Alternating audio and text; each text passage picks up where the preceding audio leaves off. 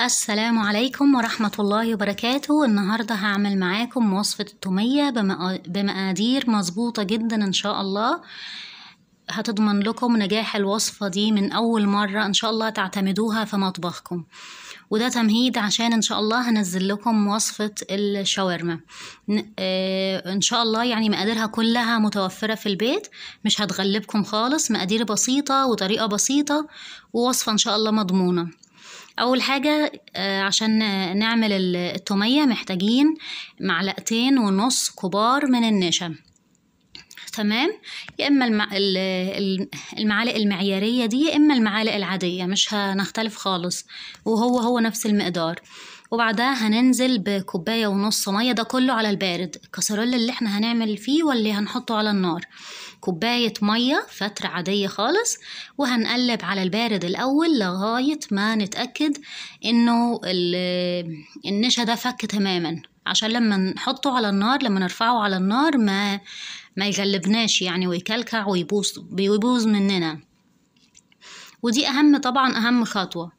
هنقلبه الأول على البارد، وبعدها أنا هرفعه دلوقتي على النار زي ما انتوا شايفين. طبعا مش هيطول لأن الكمية مش كتير، هي 1.5 كوباية مية و1.5 معلقة نشا. مش محتاجين يعني نار، يعني مش محتاجين ان هم يطولوا يعني على النار. هنحطهم وبرضه هنستمر بالتقليب، مش هنوقف خالص، ما نوقفش يا جماعة خالص. أنا هنا يعني أحيانا بوقف، يعني أنا يعني بعملها كتير وكده، فالموضوع يعتبر سهل. وبعدين وانا موطيه النار، تمام؟ بس ما تسيبوش ايديكم خالص من التقليب، لانها تقيله واحنا محتاجينها انها تستوي لحد ما يوصل قوامها كده للشكل الشفاف ده، تمام؟ فاحنا هنسيبها تبرد تماما، وبعدها هنحطها في كاس الخلاط، وهننزل عليها ب1 كبيرة من عصير الليمون و1 كبيرة من الخل. وبعدها هنفرم 1.5 فص توم، هنفرمهم وننزل بيهم برضو على الخليط ده. وبعدها هننزل ب1/2 علبة زبادي اللي هو يعادل 50 جرام.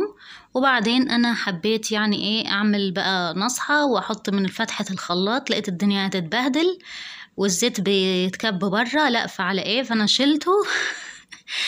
شلته وبعدين وبدأت انزل عادي من غير من غير الغطا ده.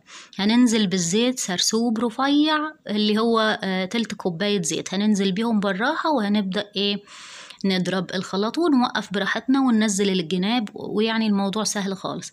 لا وبعدها بعد ما تبدأ بقى تنعم معانا وتمتزج كلها، هنحط 1/2 معلقة صغيرة من الملح، ممكن نقلل سنة عنه، تمام؟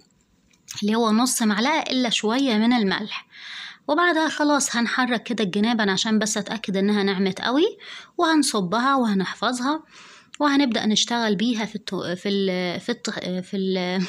معلش في الشاورما عادي. إن شاء الله الوصفة دي هتبهركم يعني بجد، يعني حتى اللي ملهوش خالص في عمايل الحاجات دي إن شاء الله هيبقى يعني فعلا هتفرق معاه، هينبسط كده منها.